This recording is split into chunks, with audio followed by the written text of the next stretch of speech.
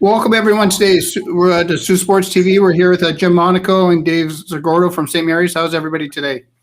We're good, Jay. You? Good, Jay. Thanks. And Dave, first things first, yesterday we saw the government announced about people can do online virtual learning for high school next year. And just a few questions about student athletes and can they still play sports, and if there is going to be any sports, and can you just tell people what your title is more or less? We know with St. Mary's, but with the board when it comes to the athletics. Sure. I'm the president of the Men's Athletic Association as well, and Michelle Guzzo is the female president, so we hold that title for 2 years. This year was our first. And because of COVID, really nothing's really happened, unfortunately. So when sports does resume, we will hold those 2 years and run our local athletic association, hopefully back to normal, like the way it was. Update for sports is we're having a NASA meeting next week. OFSA has held their OFSA AGM virtually, which is good news. And we are hosting our NASA AGM on the 14th of May. So the ball keeps rolling despite no high school sports in Ontario. But we look forward to possibly having something in the fall. And I think good news this morning came from the government indicating that children 12 years and older can receive the Pfizer vaccine, which is great news for us. Now, the only thing is that we can get everybody vaccinated, and hopefully we get vaccines. But it's a start, and we're only in May. So that could be a possibility by maybe the end of summer. Majority of our population would be vaccinated, and that would mean a good thing for sports. Now, Dave, back to I'll take over a bit here. Jay's first question there was the online learning announcement yesterday. Does that have any effect on sports going forward? Does a child or a student that decides that they want to do online learning, which is totally fine if they want that safety of being at home and that's what they want to do, would they be allowed to still play sports? Has that bridge been crossed, or is there any update on that?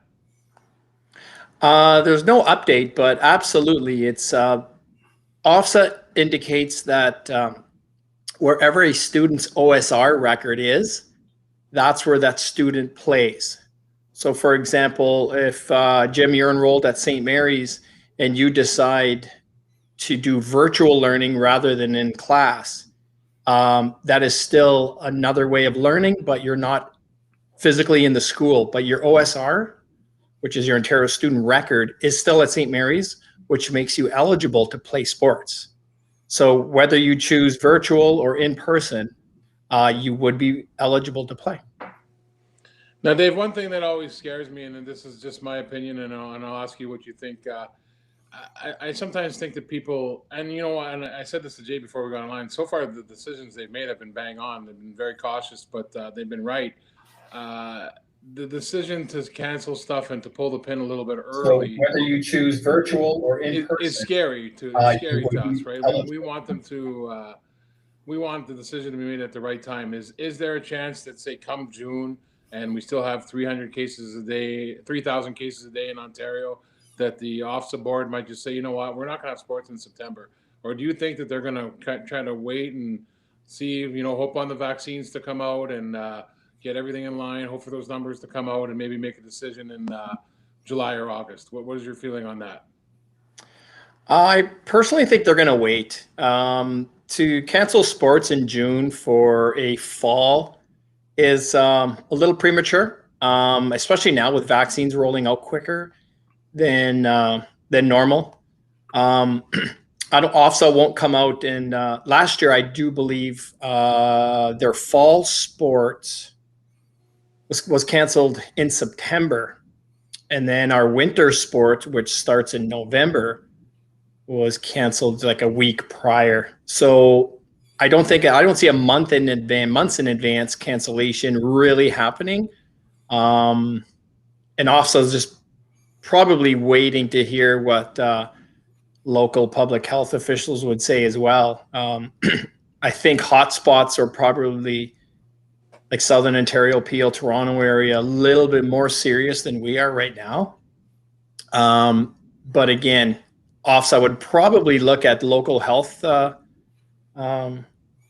officials and use their guidance to make a conscientious decision. So, and if we keep our numbers low in the Soo, I think locally we could have a possibility of having high school sports if our numbers are down and our local health officials recommend it, or hopefully would allow us the opportunity with obviously safe measures in place.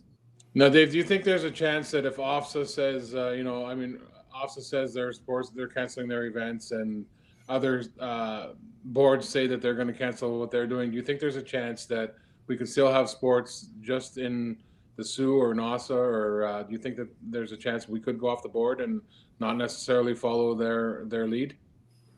Absolutely. OFSA is a provincial championship, right? So we're talking about all of Ontario participating in one festival. If OFSA goes ahead to decide to cancel, we still have our NASA, our regional, and everyone's allowed to participate in that. If NASA goes ahead to cancel, we can locally decide to do our own thing as well. Again, it's all going to depend on our numbers and our local authorities. I know I'm in discussions with a few people here in the Soo for soccer through Ontario Soccer Association to happen this summer. And I know the president and vice president working very hard to get soccer going this summer, which is a month away. And I know once the lockdown is over, I know there's a return to play for Ontario soccer, which allows an individual to participate in an outdoor activity with 50 or less people.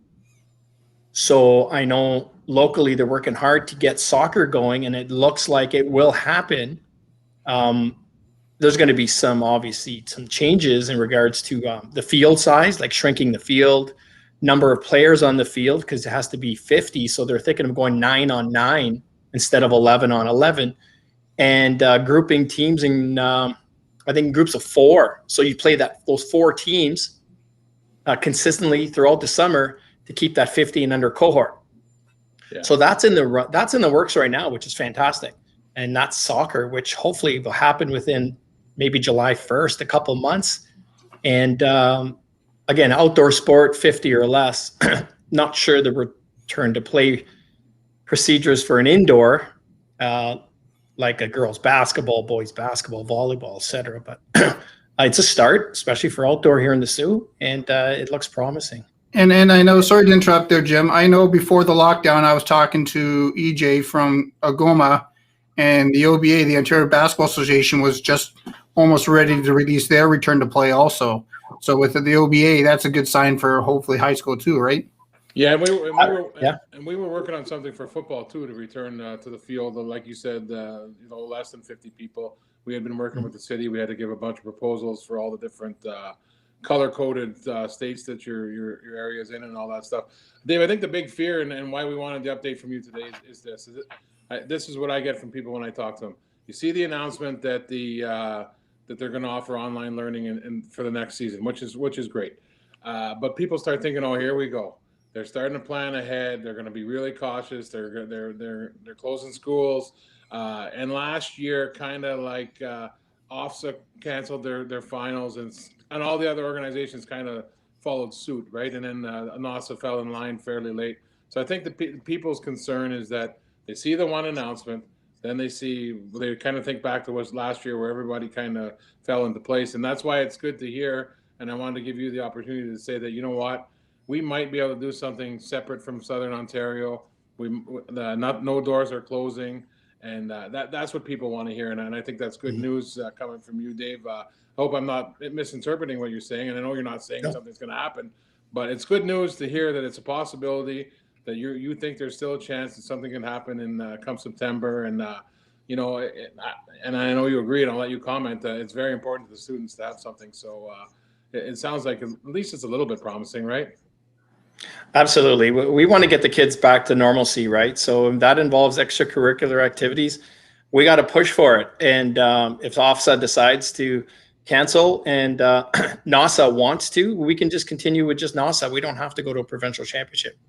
And if NASA decides to cancel, I think locally we have to really push to do something. And as president, I'll definitely do my best to make that happen. And just on a side note, just to let you guys know that prior to the lockdown, we got approved at St. Mary's to run a girls volleyball skills camp, which we sent in proposals to Algoma Public Health and our board. We went through approximately 3 to 4 submissions. We got it nailed down to, following protocol. It was crazy, like all the adjustments we made, but it finally got approved. And unfortunately, we got shut down. Yeah. So the girls, I tell you, we had announcements going on. We had signups.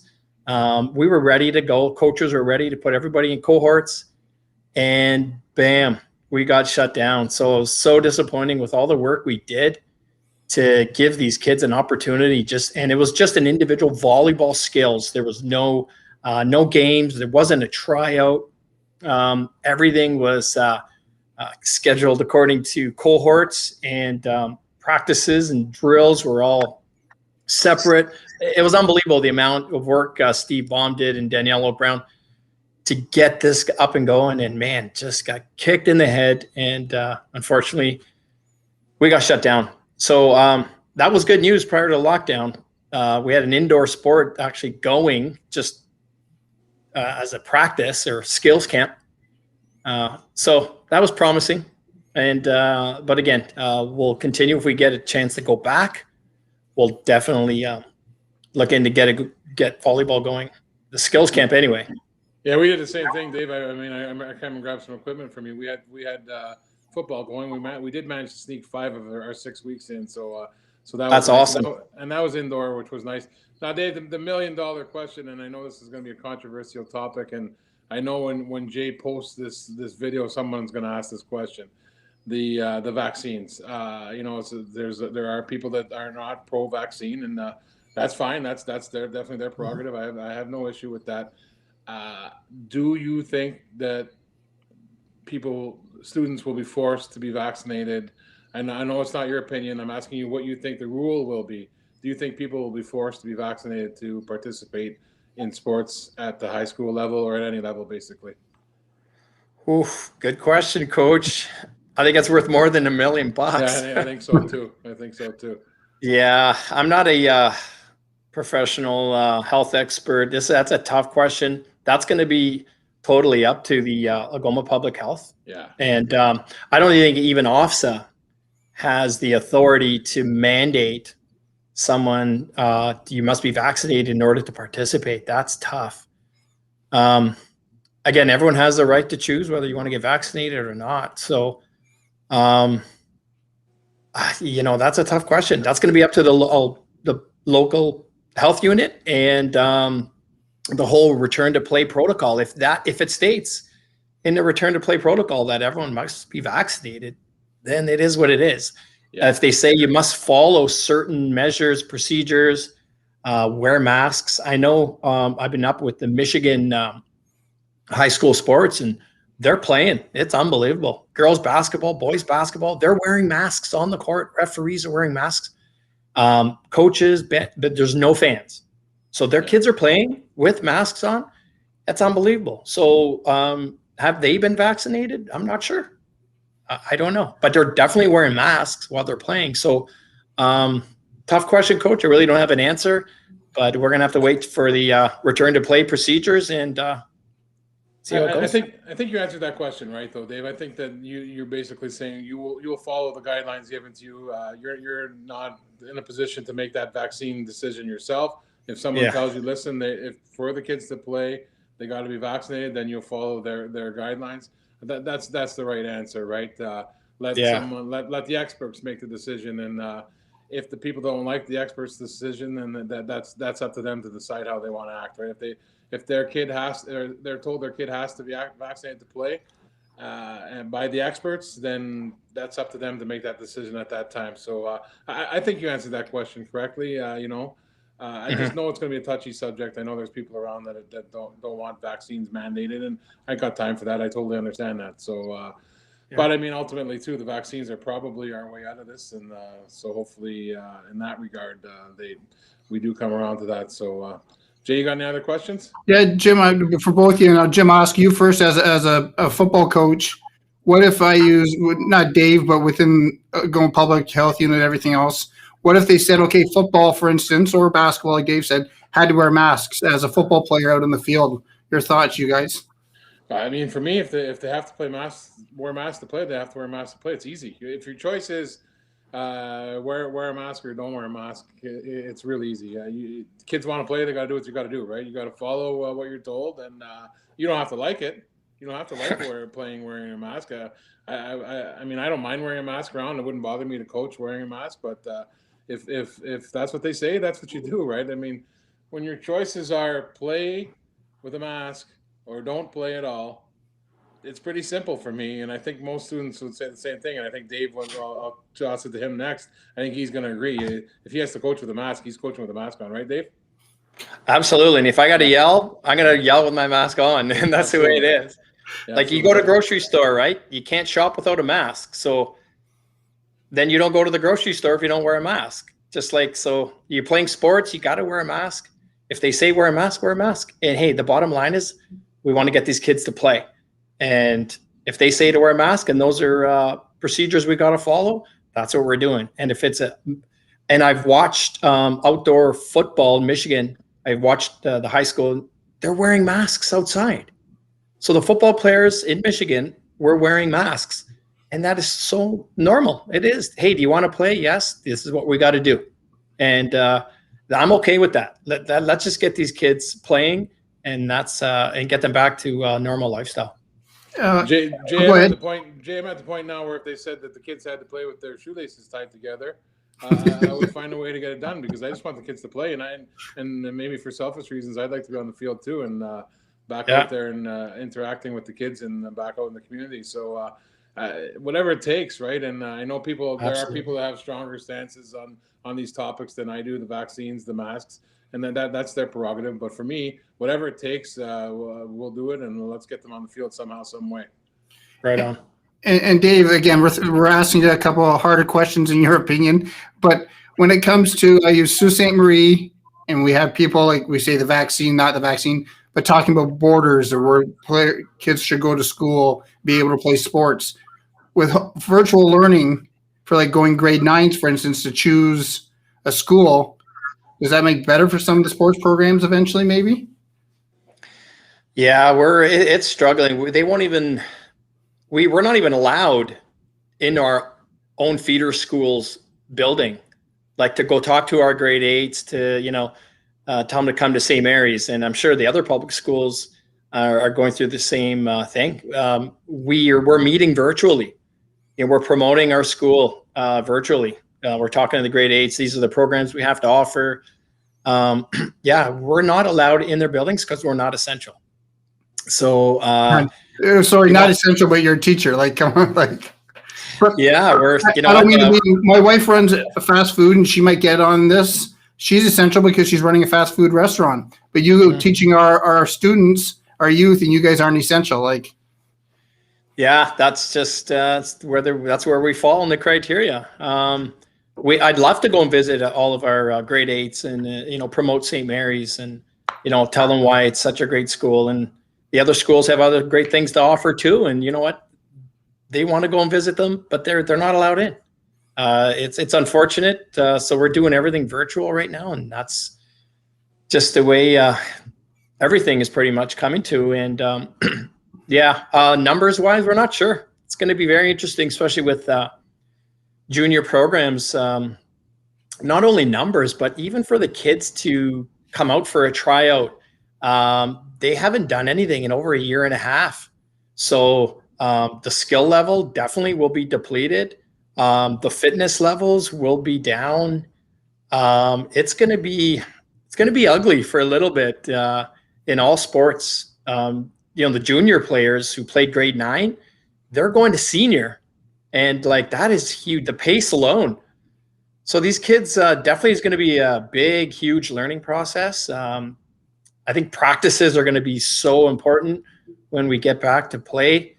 And I think everyone's going to be quite surprised just to see the level of competition and skill level, not the way it used to be. It's going to take some time, but as long as we're out there practicing and playing, and that's the main thing, so we can get these kids out there, and that's the whole goal. I think you nailed it there, Dave. I mean, as a football guy, we're going now. It's 2 summers, and we're about to hit our 2nd summer in a row without Sioux minor football, right? That's a pretty big deal. Like, these guys are going to go into grade 9. Last time they played football, they were in grade 6, and their bodies are totally different. They don't know the game anymore. They might not even want to play anymore, and that's one of my biggest fears. They might not want to play anymore. And I used to be able to tell. Like Adriano Carota as the junior coach, I'd see who he has on his team when I came in the first day, and I'd look at their roster and I'd say, "Oh, this guy is good. He does this, this, and this, this, and this." I won't be able to do that anymore. I mean, he'll figure it out, but we won't even know the kids anymore, and they won't know the game. It's such a, and that's just, football is just one example, but it's just it's crazy when you think about it. They're going to be 2 years without playing any football, and they're going to walk onto a high school football field as grade 9s and 10s. Neither one of them will have played junior football. It's crazy. It's crazy. Yeah, like it's good. The skill level is really going to be depleted, and I'm thinking, I got grade 11 and 12 kids who were looking at playing college, university basketball, and now they're looking at going to university and playing. It's like, wow, they've been almost a year and a half, 2 years of not playing competitively. Maybe they're shooting around in their driveway, or maybe had a chance to do some club ball, but man, the jump from, we're talking about elementary school to high school. Now going high school to college, university, that is huge. Yeah, that's huge. And that'll be different. It'll be interesting. Remember in our day, Dave, walking on the football field in grade 9, we didn't. I mean, I grew up with my dad as a coach, but we didn't. I didn't know what I was doing. You had no idea what you were doing in football, and nope. It's such a different world now, and we're hopefully we don't go back to any farther back towards that world either, because it's so strange. I agree. Back on that, eh? Yeah, well, absolutely. It's a great example. Yeah.